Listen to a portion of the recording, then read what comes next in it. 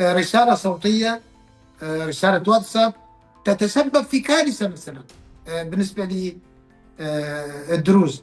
ما فعله بعض من فلول النظام تسبب في كارثة أكبر قبل ذلك. يعني ما هو المنجز الذي يتم الحديث عنه؟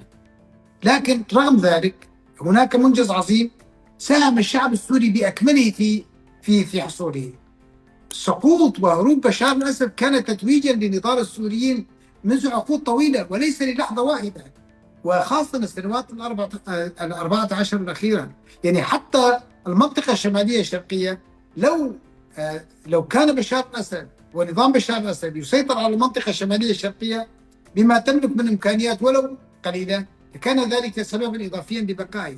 باختصار شديد دكتور طارق، النظام الجديد لا يقدم سردية متماسكة حتى فيما يتعلق بسقوط النظام، حتى فيما يتعلق بالتوافقات التي سمحت بتلك اللحظة التي يتم فيها يعني قطف النصر العظيم الذي تحقق بالنسبة للسوريين عموما.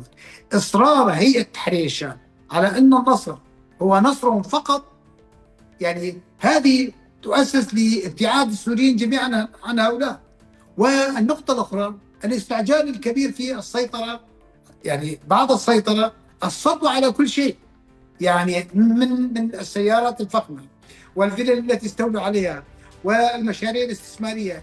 الجماعة مستعجلين كثير يحطوا ايدهم على كل شيء، يعني ولن يسمحوا بشراكة مع أحد، وربما لن يسمحوا بشراكة يعني زملائهم وأقرانهم ورفاق سلاحهم.